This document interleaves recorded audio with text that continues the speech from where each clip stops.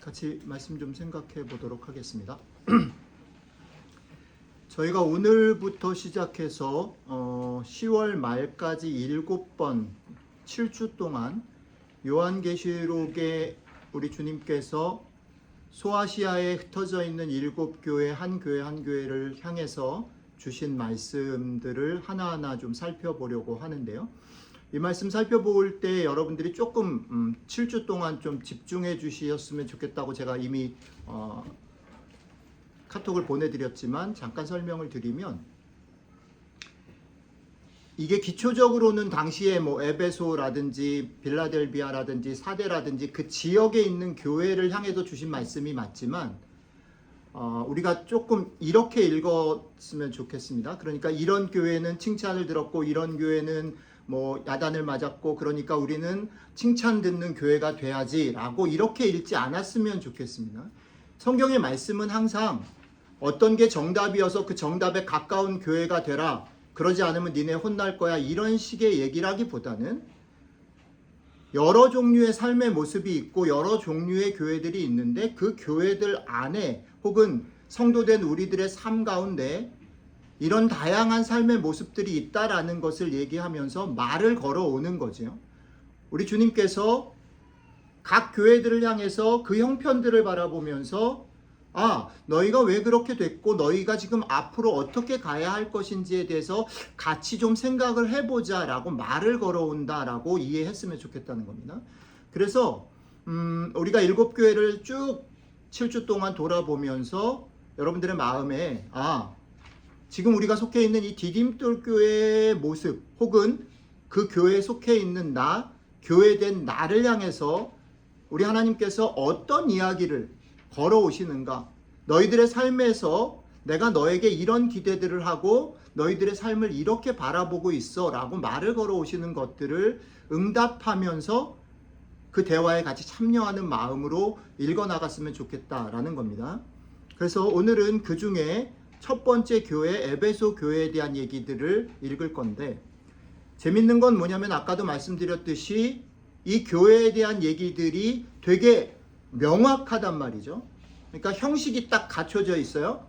이 말을 하고 있는 예수님의 모습이 설명되어지고 그 예수님이 이 교회에 대해서 칭찬하는 부분들이 소개되어지고 그 다음에 책망하는 부분이 소개되어지고, 어떤 교회는 아예 책망이 없기도 하고 어떤 교회는 책망만 받기도 하는데, 어쨌든 책망이든 칭찬이든 간에 이거는 말을 걸어오는 것이다 라고 이해하자라고 말씀을 드렸습니다. 그리고서는 맨 마지막에 약속이 주어집니다.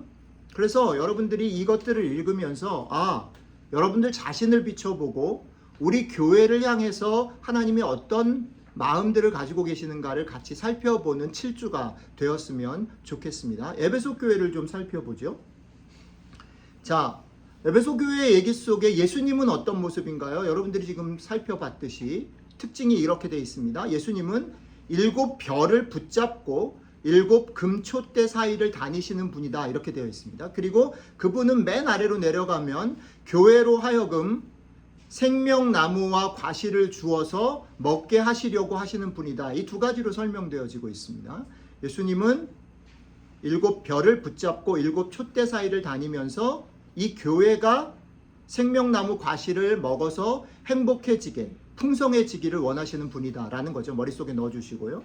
그러면 이런 주님께서, 이런 모습을 가진 주님께서 에베소 교회를 향해서 어떤 칭찬을 하시는가 살펴보면, 에베소 교회는 1번 악한 자들의 행위를 용납하지 않았다라고 칭찬을 받습니다. 특별히 니골라당이라고 하는 특별한 그 당시 상황 속에서 악한 마음을 품었던 어떤 그룹의 행위를 에베소 교회 사람들이 미워했다라고 말합니다. 이것에 더해서 예수님 뭐라고 얘기하시냐면, 에베소 교회가 행위와 수고와 인내를 가지고 악한 자들의 행위를 용납하지 않았을 뿐 아니라 자칭 사도라 말하는 사람들을 시험해서, 그들이 정말 옳은가를 시험해서 거짓된 것을 드러낸 교회다라고 칭찬하고 계신다라는 겁니다. 이것도 한쪽에다가 저장해 놓으시면 좋겠습니다. 자, 그런데 칭찬만 받은 것은 아니고 그러나로 이어지는 책망이 있습니다.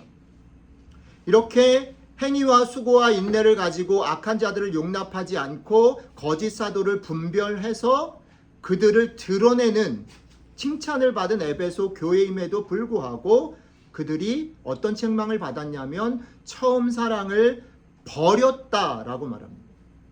그러면서 너희들이 어디에서 처음 사랑을 버리게 됐는지, 어디서부터 어디에서 떨어졌는지를 살펴서 돌이켜라, 회개해야 한다라는 얘기를 예수님께서 하고 계십니다. 자, 이게 오늘 우리가 읽은 얘기의 전체적인 내용입니다. 아까도 말씀드렸지만 우리가 성경을 읽을 때 이 정답을 딱 찾아가지고 이제 주일학교 아이들에게 이제 제가 원고를 지영이를 통해서 줬는데, 그러니까 예수님은 어떤 분인가, 어떤 책망을 받았나, 어떤 칭찬을 받았나, 어떤 약속을 받았나, 이렇게 적어 놓으시는 것까지는 주일학교가 하는 일이에요. 주일학교를 하셨어요, 여러분들이. 자, 그 다음에 우리는 주일학교 아이들은 아니니까, 그죠?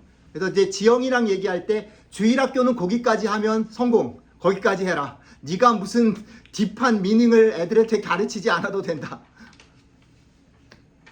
아이들이 그것을 찾아내서 그 말씀을 읽는 것으로 충분하다. 그런데 우리는 어른이죠. 어른이니까 그것이 어떤 것인가를 조금 더 안에 들여다보면 좋겠다. 그 얘기를 통해서 우리에게 어떤 얘기로 말을 거시는가를 들여다보면 좋겠다. 그래서 한 걸음 더 들어가 보도록 하겠습니다.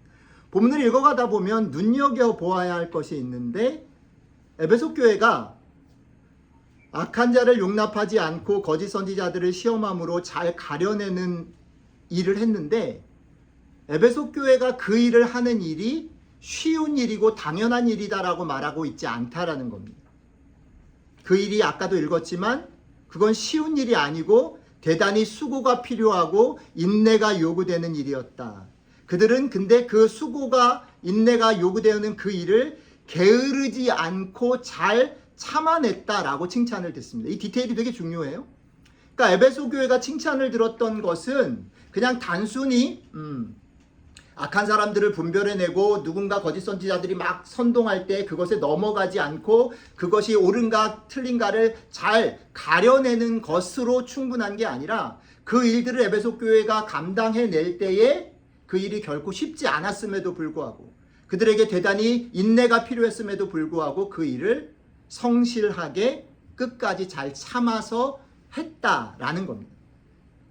그 다음에 오늘 본문 가운데 되게 재밌는 게 뭐냐면, 앞에 그런 칭찬을 하고 난 다음에 책망을 하고 뒤에 한 번 더 칭찬의 반복을 하고 있습니다. 니골라 당을 나도 미워한다라고 우리 주님이 얘기하십니다. 그러니까 그 말은 뭐냐면, 오늘 이 얘기를 에베소 교회가 거짓 사도를 분별하고 악을 허용하지 않기 위해서 애를 쓴 것에 대해서 예수님이 칭찬하고 격려하고 계신다라는 것을 가볍게 여기면 안 된다. 그리고 그 칭찬에 이르기 위해서 에베소 교회가 한 수고를 가볍게 여기면 안 된다라는 겁니다. 그게 하나입니다. 그러니까 우리가 건강한 교회를 유지하고 만들고 여러분들의 신앙에서 건강한 신앙을 계속해서 유지하기 위해서 에베소 교회가 한 이 일들을 주목할 필요가 있습니다. 애를 써서 여러분들이 목사인 제가 말씀을 전하거나 준비해서 나눌 때에 그걸 그냥 들으면 안 된다라는 거예요. 저 사람이 정말 성경 말씀을 성경 말씀대로 가르치는가 아닌가를 분별할 수 있어야 돼. 질문하시고 의심하셔야 된단 말이에요. 그 일을 에베소 교회가 했어요. 제가 한국교회 전통 속에서 쭉 목사 아들로 또 목사로서 지금 근 60년을 살았는데, 한국교회 전통 속에서 제일 약한 부분 중에 하나가 뭐냐면, 목사님의 말씀, 내가 속해 있는 교회에 선포되어지는 얘기들에 대해서 우리는 전혀 의심 없이 그냥 그 길들을 따라간다라는 겁니다. 그런데 오늘 에베소 교회 얘기대로 하면 그것은 옳은 태도가 아닌 것이에요. 의심하고 질문하고 정말 그런가 물어야 하는 것입니다. 제가 이번에 소아시아 교회 7교회를 같이 우리가 묵상하면서 여러분들한테 제안하고 싶은 부분 1번이 그것입니다. 이 말씀이 목사가 준비해서 여러분들에게 그냥 맛있는 음식을 차려주는 시간이 되지 않았으면 좋겠다는 겁니다. 여러분들도 이 말씀을 읽고 묵상하고 기도하면서 이 말씀이 정말 그러한가라고 같이 이 말씀들을 만들어가는 일들이 우리 교회 안에 일어나기를 축복합니다. 이 일들이 출발입니다. 목사도 실수할 수 있고 지도자도 잘못할 수 있고 교회도, 심지어는 교회도 잘못 가르칠 수 있어요. 그러니까 그것들에 대해서 깨어서 에베소 교회 교인들이 했던 것처럼 인내를 가지고 성실함을 가지고 계속해서 물어보며 정말 하나님이 그것을 원하시는가, 그것이 하나님이 말씀하신 것인가를 물어보는 일들, 그리고 그렇지 않은 사람들을 가려내고 거룩함을, 교회다움을 지키는 일들 너무너무 소중하다라는 겁니다. 이것은 혼자, 목사 혼자, 지도자 혼자가 아니라 우리 교회 식구들 모두가 같이 만들어가고 지어가야 하는 일이라는 것입니다. 자, 그런데 그것이 너무너무 소중하고 중요하고 에베소 교회가 칭찬을 들었음에도 불구하고 거기서 끝난 게 아니라 그러나로 연결되어집니다. 그러나는 뭐냐면 그럼에도 불구하고 그들이 지금 어떤 상태에 있다라고 주님이 진단하시냐면 그들이 지금 주님에게 듣고 있는 책망은 그들이 처음 사랑을 버렸다라고 말합니다. 자, 그러면 우리가 이 문제를 풀어야 됩니다. 그들이 어떤 것이 하나님의 말씀인지를 그렇게 진지하게 최선을 다해서 수고하면서 열심히 찾았던 그들이 처음 사랑을 버렸다라는 책망을 받았다라는 이 두 가지 얘기가 어떻게 조화를 이룰 수 있을까? 왜 그들이 그렇게 하나님 말씀에 대해서 진지하게 했는데, 애를 썼는데 처음 사랑을 버리게 됐지? 라고 질문을 해야 된다는 거죠. 그 사이에 어떤 일이 있었지? 그래서 주님은 에베소 교회에게 이렇게 말하는 겁니다. 너희가 언제부터 그 일들이 생겼는지, 언제부터 처음 사랑이 흔들려서 여기까지 왔는지를 다시 돌아가서 살펴야 된다라고 말하는 거예요. 그러니까 여러분들도 마찬가지라는 겁니다. 지금 하나님의 말씀을 지키고 하나님의 말씀대로 교회를 세워가는 것, 여러분들의 신앙생활을 만들어가는 것 너무너무 소중한데, 그것하고 그렇게 열심히 살아가는 일이 어떤 가능성이 있냐면 우리가 처음 사랑을 잃어버리게 할 수 있는 가능성이 있다라고 생각해야 한다는 거죠. 어떻게 그게 가능할까? 왜 그런 일이 벌어졌을까? 생각을 해볼 필요가 있다는 거죠. 우리들의 삶으로 좀 가져오면 이런 겁니다.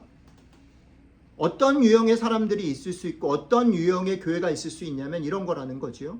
무언가 옳은 것을 주장하고 옳음을 지키는 일을 중요하게 여기는 교회나 그런 신앙의 형태를 가진 사람이 있을 수 있습니다. 그런데 오늘 말씀은 그런 유형의 교회라면, 그런 유형의 사람이라면 한번 오늘 말을 잘 들어봐. 그런 태도가 짐짓, 책망을 받을 수 있는, 첫사랑을 버릴 수 있는 원인이 될 수도 있어 라고 얘기를 걸어오는 겁니다. 왜 이런 일이 벌어질까요? 왜 이런 일이 벌어졌는지를 살펴보기 위해서는 지금 요한계시록에서 주님이 말씀하시는 처음 사랑이라는 게 성경에서 어떤 것일까라는 질문을 풀어야 된다라고 저는 생각합니다. 처음 사랑이 뭡니까? 전 어렸을 때 이 처음 사랑을 회복하라는 얘기를 어떤 식으로 우리 사랑하는, 제가 존경하는 우리 아버지한테 설교를 들었냐면, 열심히 식은 것, 뜨거운 것이 없어진 것, 언젠가 신앙생활을 10년, 20년 하다 보니까 매너리즘에 빠진 것, 그것이 처음 사랑을 잃은 것이다라고 오랫동안 설교를 들어왔습니다. 그런데 그렇게만 생각을 해보면 오늘 지금 예수님이 에베소 교회에 일어난 앞의 얘기랑 연관이 좀 없어 보인다는 겁니다. 에베소 교회는 왜냐하면 성실함을 유지했고 인내를 지킨 교회로 칭찬을 받았습니다. 그러면 그 열정과 매너리즘이 생겼다라는 말하고는 사실은 안 맞는 거예요. 오히려 에베소 교회가 첫사랑을 잃어버린 근본적인 원인을 주님은 어디다가 두는 거냐면 그들이 바른 것을 지키기 위해서 가려내고 스크린아웃하고 거룩함을 지키기 위해서 시시비비를 가리는 특성을 가졌기 때문에 첫사랑을 잃어버린 것과 연결을 시키고 있다는 거지.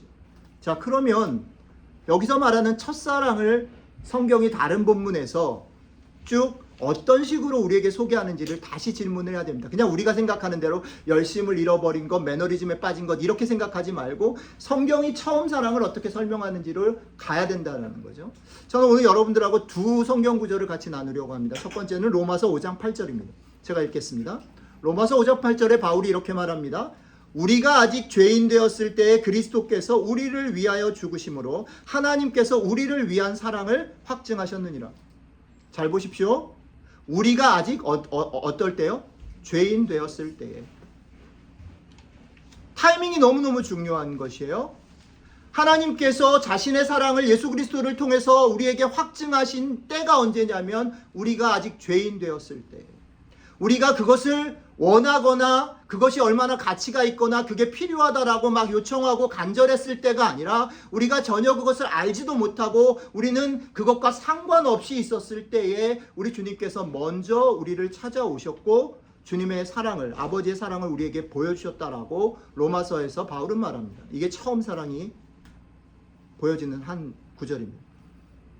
이 얘기를 요한일서 4장 10절로 가면 조금 다르게 설명합니다. 요한일서 4장 10절입니다. 사랑은 여기 있으니 우리가 하나님을 사랑한 것이 아니요 오직 하나님이 우리를 사랑하사 우리 죄를 위하여 화목제로 그 아들을 보내셨음이니라. 이렇게 되어 있습니다.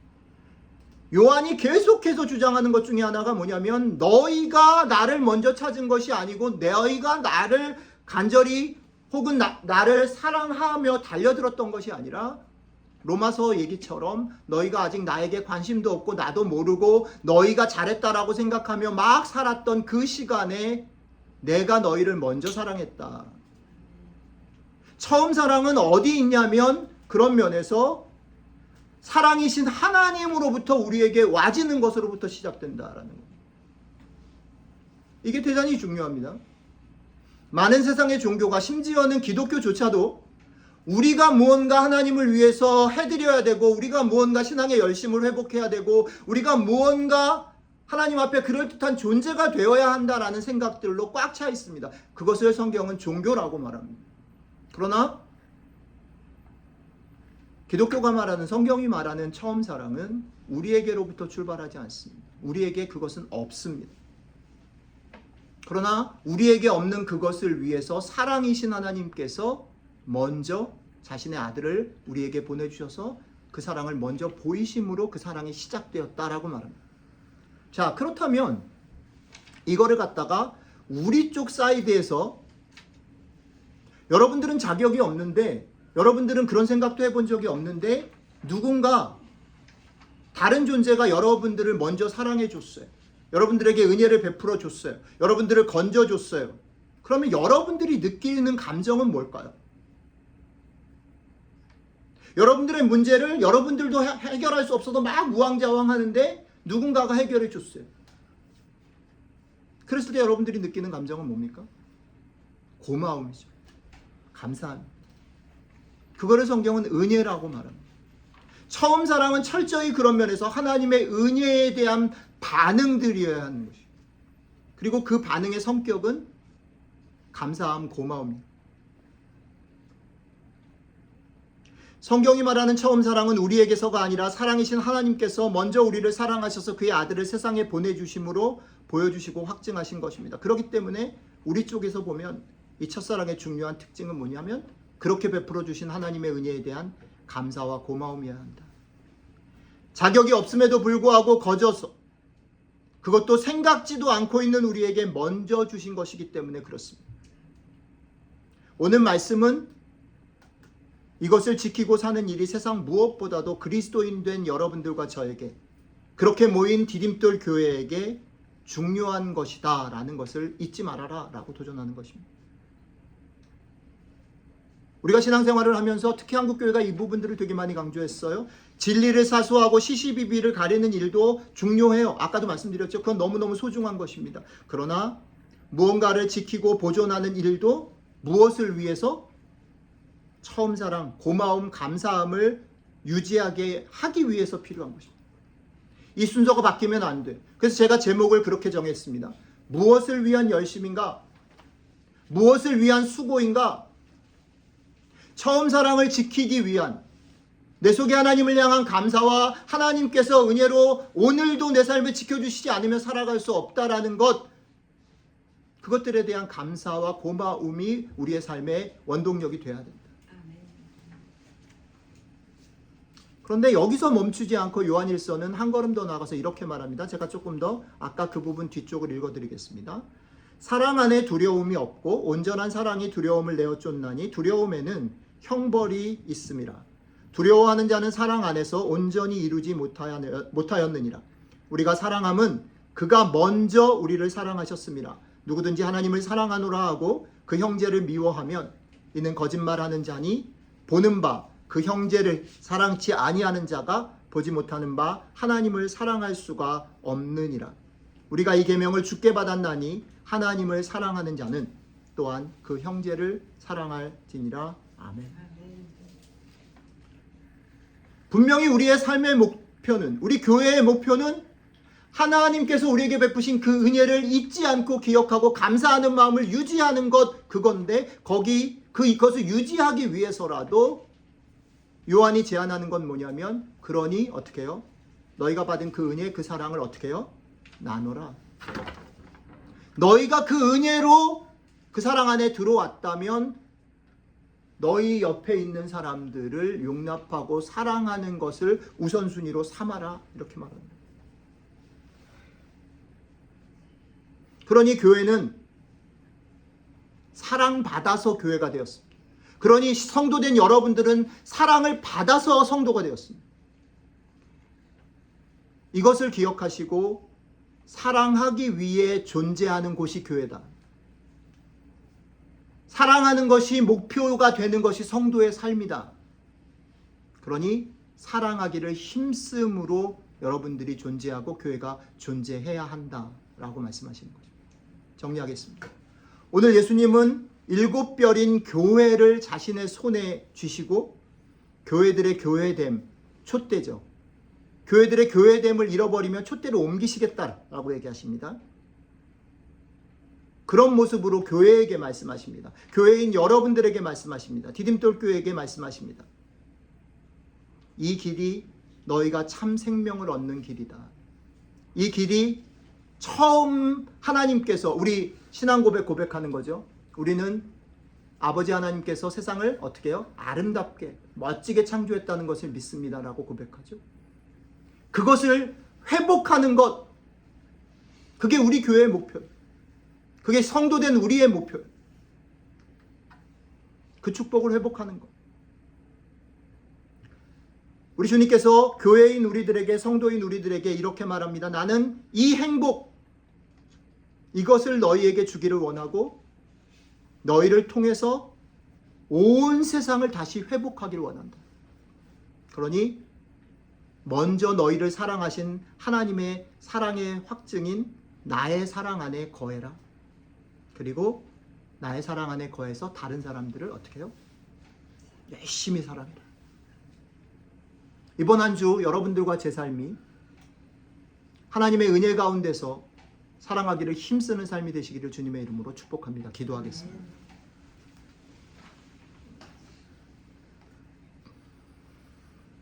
예, 주님, 우리가 아직 죄인 되었을 때 우리를 먼저 찾아와 주시고 우리를 먼저 사랑해 주신 주님의 그 사랑, 그 은혜를 다시 기억하는 저희들이 되었으면 좋겠습니다. 그리고 그 은혜와 그 사랑 때문에 우리가 놓인 자리에서 그 사랑을 나누고 사랑하기를 힘쓰며 살아가는 참된 교회, 참된 생명을 가진 성도로 살아가는 한 주일이 될 수 있도록 함께 해주시면 좋겠습니다. 감사드리며 우리 주 예수님 이름으로 기도드렸습니다. 아멘. 자, 자리에서 좀 일어나 주시고요. 서집사님 그 뒤에 헌금 좀 가져다 주시면 좋겠습니다.